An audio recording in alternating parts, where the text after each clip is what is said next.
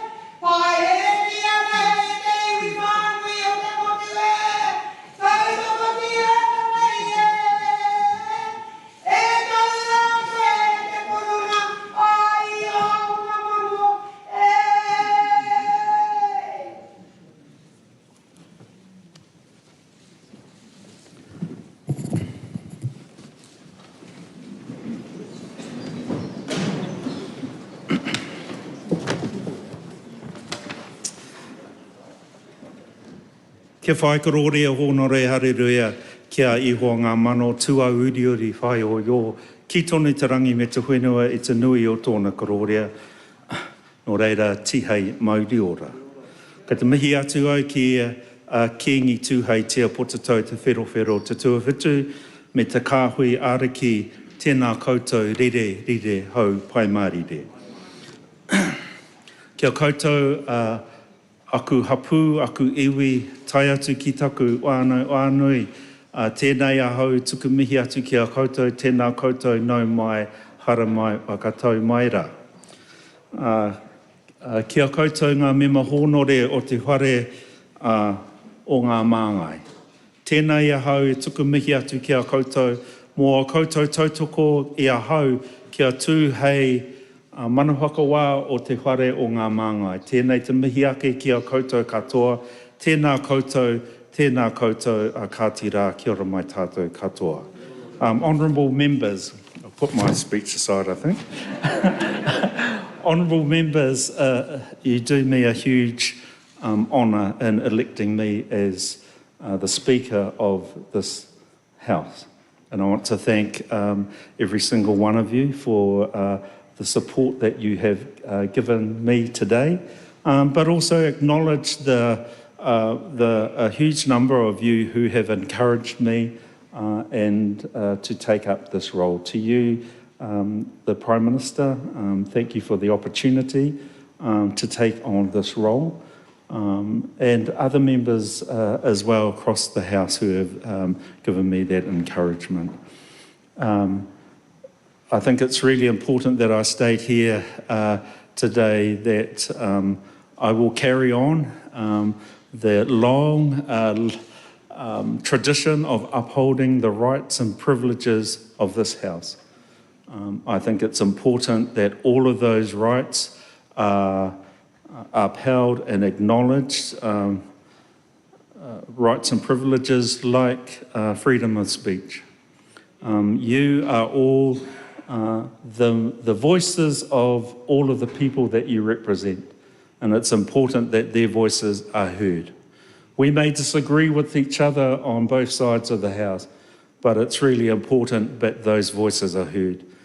I can say to the House that it's my expectation that the House will hold the government to account.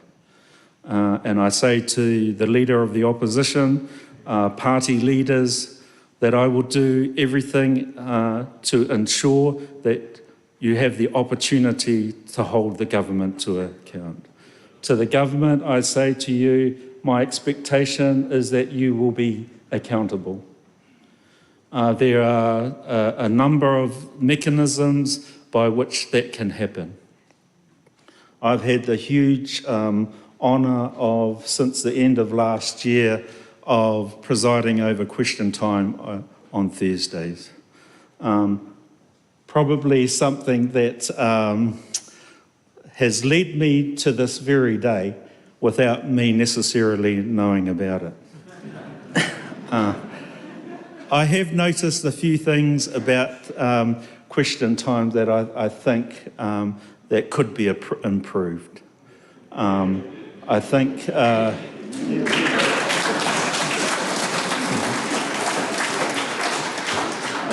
and unfortunately they are numerous. However, you know, some small things that could happen. For example, the government holding itself to account by asking itself questions.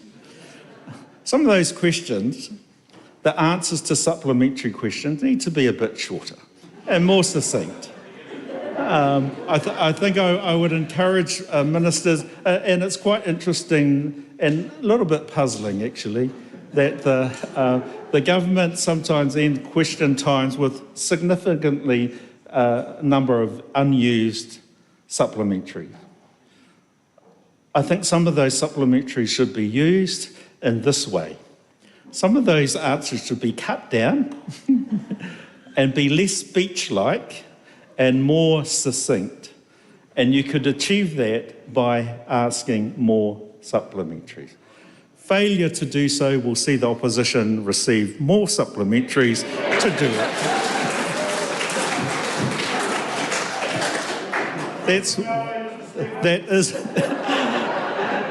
That is one thing I can do.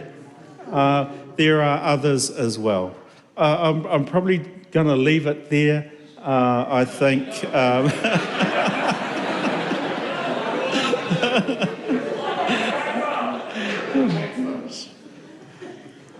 in a way I probably should go on, because this is probably going to be the last time I speak. Or have the opportunity to speak. So, but I just want to say that those are the kinds of things. I cannot proclaim to be an expert on all the rules of this House.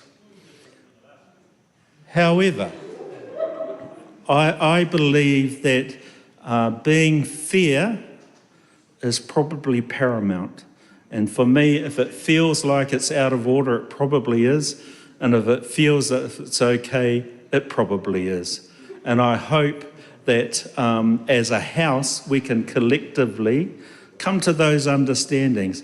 I think there is the opportunity for more robust debate, and that's okay, but it has to be done with fairness. And so that will be my role. It would be remiss of me not to mention my immediate predecessor. A friend, a colleague and mentor to me. I want to tuku atu te reo mihi kia Trevor Mallard, and I undertake to carry on his work, his mahi, to make this place a much better family-friendly environment.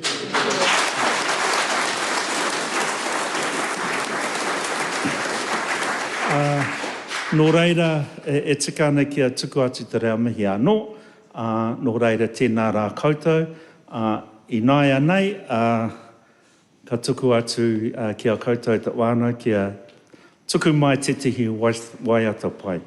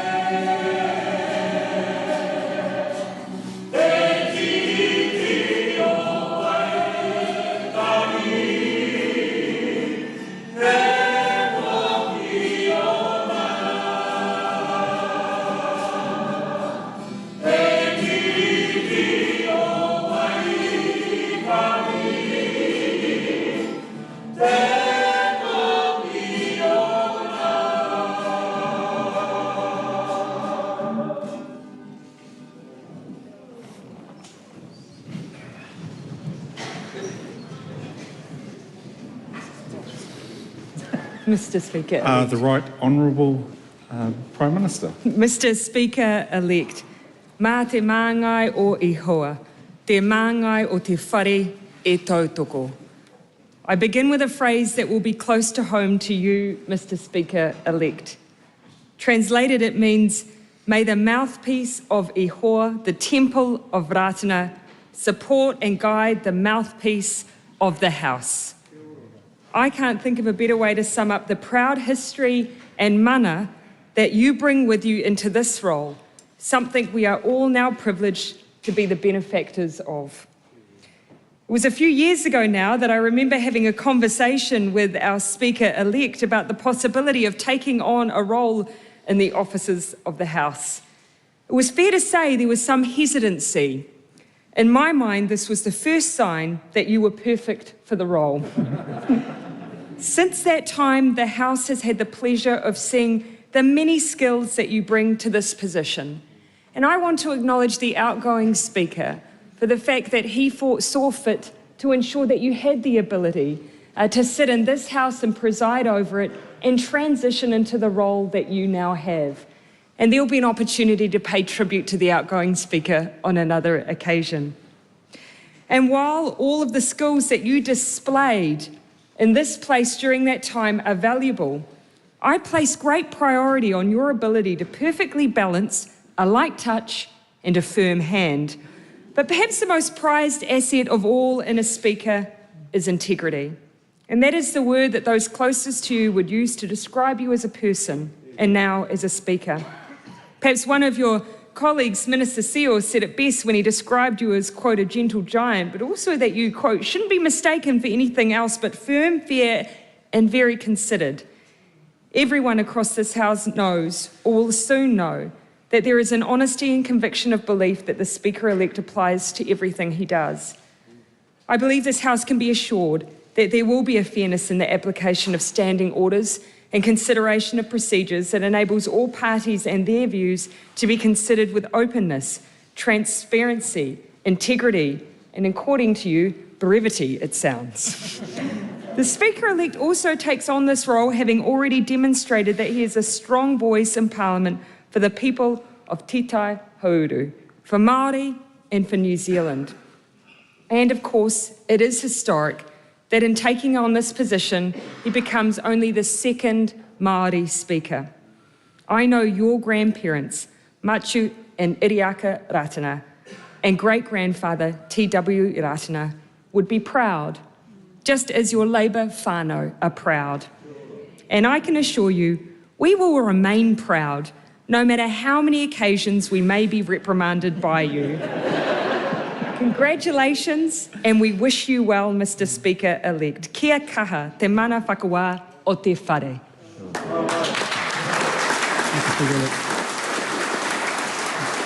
The Leader of the Opposition, Chris Luxon. Thank you, Mr. Speaker-elect. On behalf of the National Party, I would like to also offer you our warmest congratulations on your election to the speakership. We wish you all the very best for a role that we know will be challenging at times, though you have gained the experience to stand you in very good stead. You've been a member of this House for 8 years and you've served faithfully as one of its presiding officers since the end of 2017. First as an Assistant Speaker through the last Parliament and then as Deputy Speaker. And now you'll take up the mantle of becoming the 31st Speaker of this House and its second Māori Speaker. Adrian, it's not surprising you have been elected to this office, having come from your legacy of respected leadership across Māoridom, the Ratana Church and here in Parliament. And while this is only my first term, I have observed you closely in this House, and I'm looking forward to seeing how you bring your combination of personal humility but also massive professional determination to ensure that this House and our democracy functions well. And despite being the modest person that I know you are, I do genuinely hope you allow yourself a moment to reflect on all that you have achieved and contributed thus far. And I hope that you will properly celebrate this significant milestone with all your whānau and all your friends that are here as well, and really enjoy today. It's really important.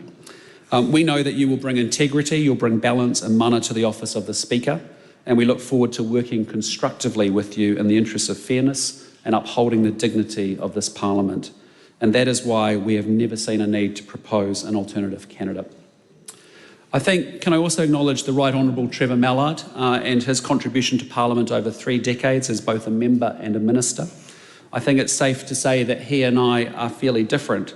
I'm the newcomer from outside this place and he's the inveterate parliamentary scrapper. On the one hand, I think you've made this place much more family friendly, and personally I have to say I found you very generous with your time explaining the protocols of this place to all of us as new MPs in the class of 2020 and myself personally. But it is also well known that National has disagreed strongly with you on many of your actions and statements over your time as Speaker, and that you have lost the opposition's confidence.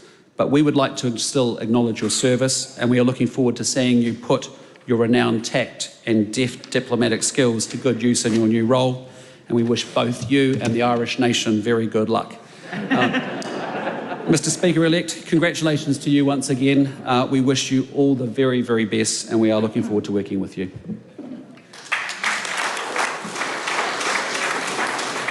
The Honourable Marama Davidson. Mr Speaker-elect, thank you. I first want to turn and farewell a man who has held down one of the hardest jobs in Parliament, and as Speaker of the House, Trevor has demanded better for us all here in Parliament, not just in the chamber today, but fighting for the living wage for cleaning and catering staff, valuing their mahi and their right to live better lives, making this place much more family friendly, and for dogs, here, but also...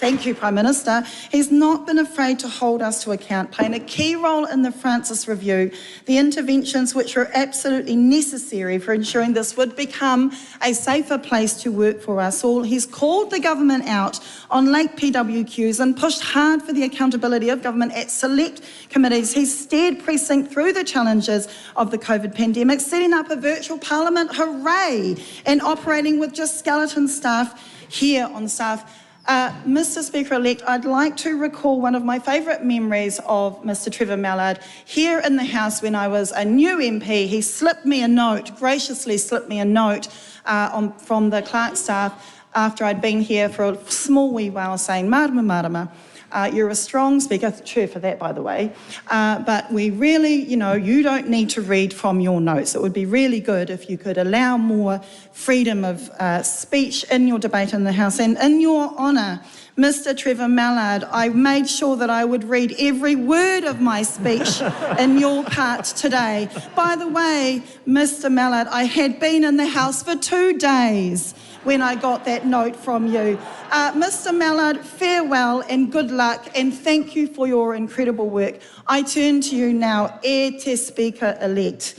Kia koe, Adrian Rurawhe. What a day for you, what a day for Te Ao Māori. It was really beautiful and special to catch up with you, Mr Speaker-elect, in Tokorua on Friday to talk about the honour it was for your people, for Taranaki, for your whānau, for Rātanapā, for the ones you love the most, as was the words that you put in your pōwhiri this morning. I note that there are, 400 and something rules that you already have confessed not to know individually and expertly, but my goodness, Mr Speaker-elect, those rules are nothing compared to the challenge that was laid to you at the pōwhiri today for upholding kaupapa Māori tikanga in this House. And I wish you the best of luck in trying to align that accountability that only a Speaker Māori would understand in that job. And I know and can say with every confidence that having that lens of kaupapa Māori tikanga in this place would be better for all of us. So I welcome the expertise that you bring into this area. I did want to acknowledge the history and the legacy that your whakapapa brings, not the least your grand uncle Hami Tokouru Rātana, grandfather Machu Rātana, and so many more. Mr Speaker-elect, it is with aroha and pride that the Green Party welcomes you. Kia ora. David Seymour. Kia ora, Mr Speaker. He mihi nui mō te pōtaitanga o te wā. I congratulate you on your election. The role of the Speaker of the House of Representatives is an extremely important one, even at the best of times. And sadly, these are not the best of times. As we're reminded from the early 70s to about 15 years ago, the world flocked to democracy. And yet, over the last 15 years, we've had a democratic recession. countries move away from it, and that's a dangerous backdrop for New Zealand. Our only chance of influencing the world is by setting a good example. And depending on how we act in this House, we can be a beacon of democratic light at the bottom of the world, or we can instead be just another example of why democracy's in recession around the world. Your new role as the leader of this Parliament gives you more opportunity to influence the development of our democracy than any other single New Zealander. And it's not for you, but for the institution, as Speaker's Ruling 16.1 says. It's the duty of the Speaker to uphold the authority of the Chair. And that authority is not the authority of the individual who happens to occupy it, but of this House itself. You have the opportunity to ensure that every New Zealander's vote counts. You can ensure that the representatives they elect into this House can use their privileges to hold the government accountable through the mechanisms of this Parliament. And I'm very encouraged by what you've already said, Mr. Speaker. But unfortunately, it has to be said, you are starting from a low base through no fault of your own. I think it's fair to say that we've had our own democratic recession over the last 5 years, and you've already alluded to some of that. I think we can get some useful tips about what not to do from the last 5 years, and I share these out of a sincere effort on the behalf of the ACT Party to support you in doing your role, rebuilding the mana of your chair and this House. We think that you should allow more discussion on the rules of Parliament, for reasons I don't understand but best known to him.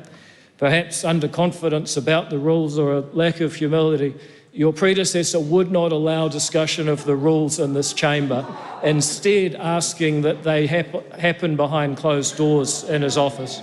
And that's a great shame, because it meant that instead of having tutorials for new members, instead of having a forum to ventilate frustrations and growing the sophistication of our rules over time, we weren't able to engage with you about the standing orders and how they're interpreted. I hope that you will reverse that change. As you've already alluded to, I think it's important to have some equality between Standing Orders 390, that's the content of questions, and Standing Orders 396, that's the content of replies. Because if you read those two standing orders, they're nearly identical. They're mirror images of each other, but we simply have not seen that in the tolerance of questions and the tolerance of replies over the past 5 years. And I really hope that you will look at those two standing orders and uphold them equally. We should allow more urgent debates. An urgent debate takes 90 minutes of the House's time. For the last 3 sitting blocks, the government has taken up to 4 hours in extended sitting.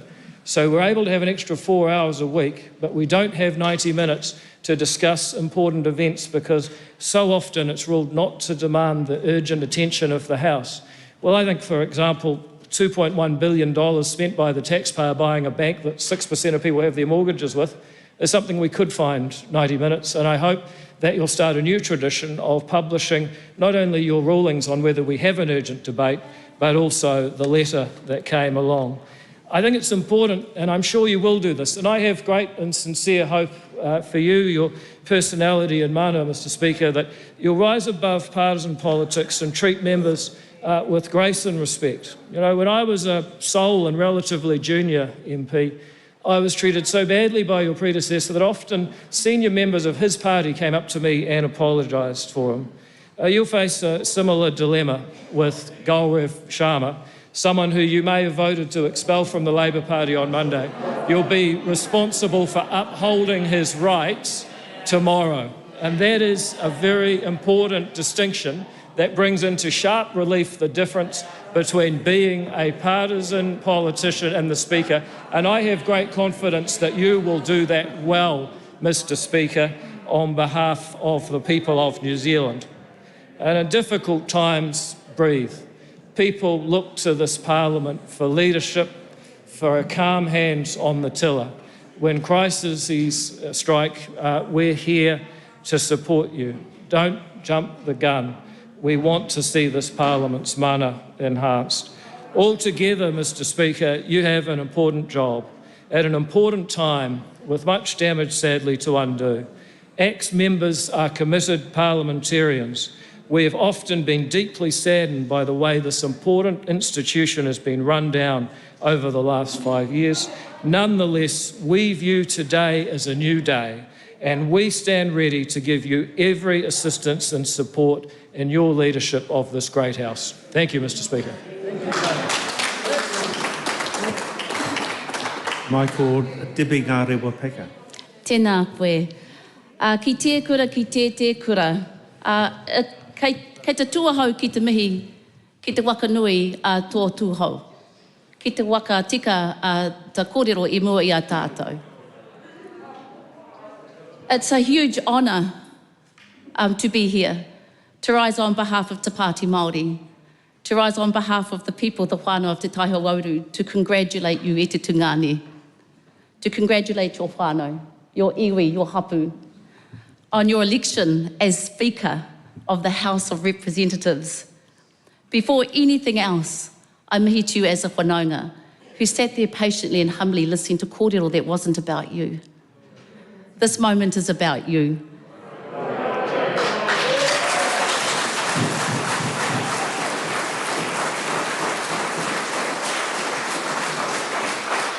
And we've waited a very long time to be here.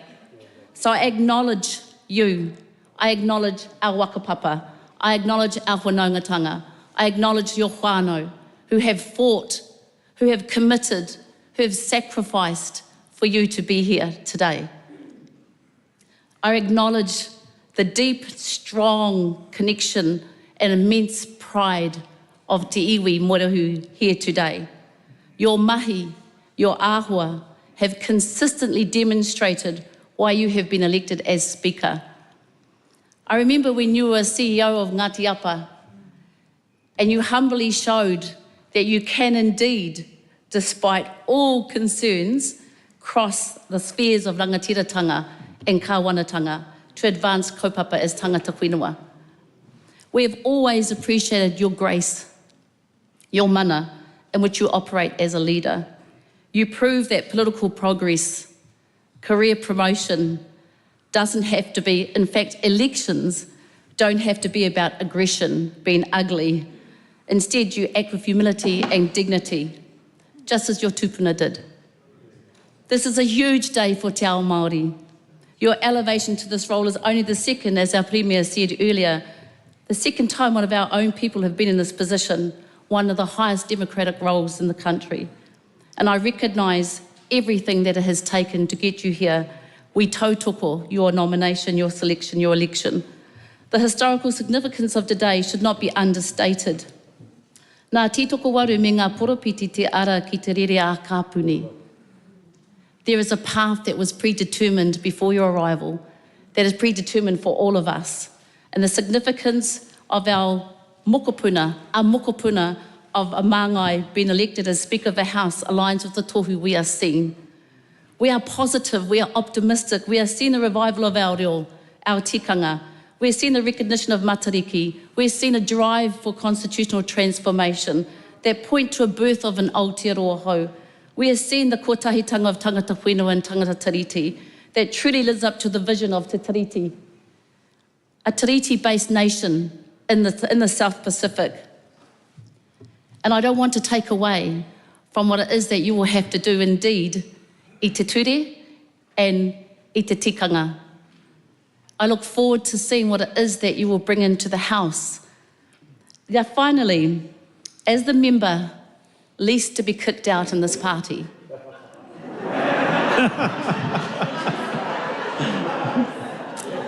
I want to apologise to you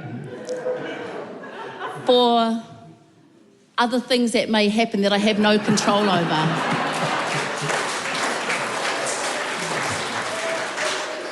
You can't see me, Airaori. But I also want to take the moment to remind that we all have big mahi here.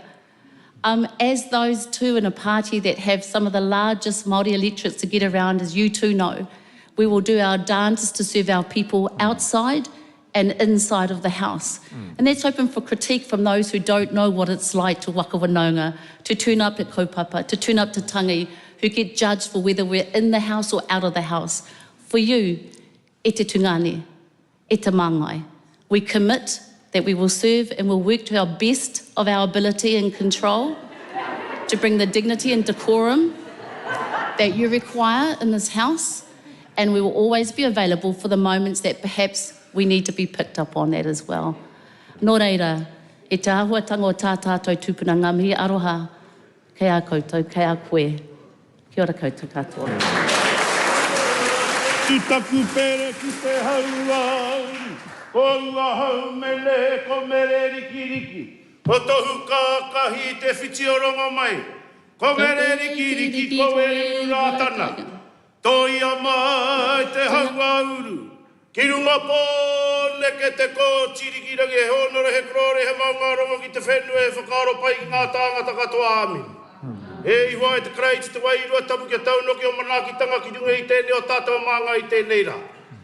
Tēnā noho ki te whetu māra makara noho ki te uru e iwa i tō mātau atua. Nore ka taunoki o manakitanga ki runga i aia, ki runga i a tātou i tēnei rā, kia tare noki aia te whakatūtuki ngā mahi kei mua i aia. Tēnei noki e iwa i tō mātau atua, te hunga kai roto i tēnei whare, te hunga kai waho, e whakamoe miti atu kia, ke whakataia pengea, tēnei o tātou i tau mana whakaora.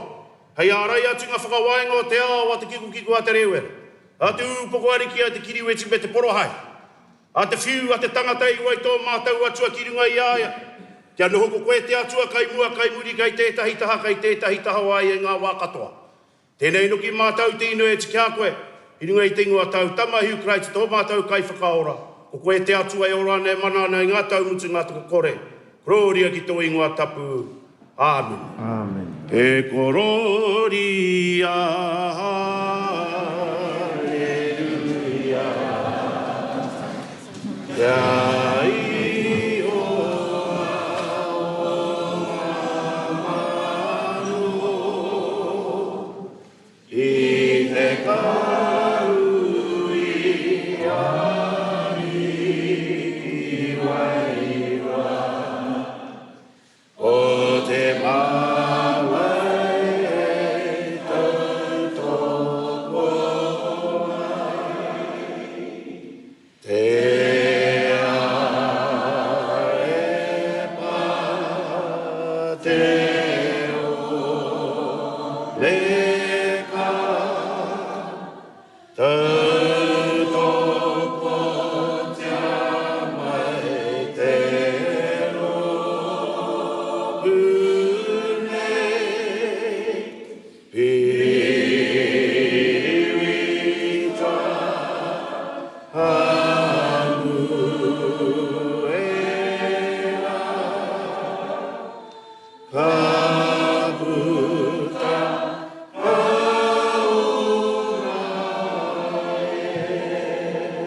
E te atua whakatūwheretia mai ngā kuhau te tika ki a mātou o pononga i tēnei rā, mā mātou nuki koe whakamoe miti whakakroria ki tō ingoa tapu. Amen. Speaker. Dr. Gaurav Sharma. Tēnā koe, Mr. Speaker. Tēnā koe te whare. I just want to join everybody, first of all, in congratulating you as the new Speaker-elect and hopefully the Speaker. When you gave your speech, it was really refreshing to hear about fairness, to hear about bringing value to the House and changing some of the issues that are present in the House. It almost seems like you should be an independent rather than aligned with any side. In the last 1.5 years, there's been quite a few changes. I was sitting on that side, and the gentleman sitting next to me was in the Speaker's chair, the former Member of Parliament of Hamilton West, and I just want to acknowledge Mr. Trevor Mallard, who is now leaving as the outgoing Speaker of the House. Some of the people today mentioned about integrity, transparency in these speeches. And I just want to say, 2 weeks ago, I contacted the Speaker, the former Speaker, and I went to talk to him about some of the issues I was having and whether I could get legal support in my case. But the Speaker said, well, if you raise anything about a Labour colleague, any challenges, it would be the end of your career. And then the Speaker ended up going to the Whip's office, the Labour Whip's office, right after that to tell them that I had actually laid a complaint against the party. and the whips. I just want to hope, I'm just stopping there, I just want to say, Mr. Speaker, I hope... I stand, you sit. Sorry. Kia ora. That is not the purpose of this debate. This is, you're raising issues that this House is not dealing with at this moment. If you have nothing further to add to what you've already said, if you indicate to me, have you finished? But I want to touch that point. I just want to say that... No, so you're not finished? I'm not finished. Yeah, we'll sit down then. Thank you. I'll encourage the member, I will interrupt him again if he goes off track. This is about... it's about the newly elected Speaker.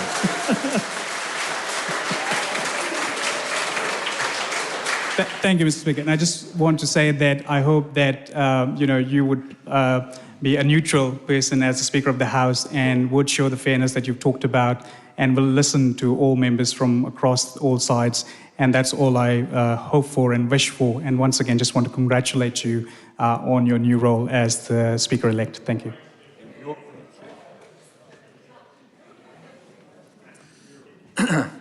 Tēnā anō tātou katoa. Thank you very much for your kind and generous words. I will try to live up to everyone's expectations, which is probably a dangerous thing to say out loud, given that there's probably 119 expectations, quite contrary to each other. However, I do stand and greet you all. Thank you very much for having the confidence in me to be the Speaker of this House. Nō reira, we've already had one waiata. Are we going to have let's have a waiata to finish things off properly.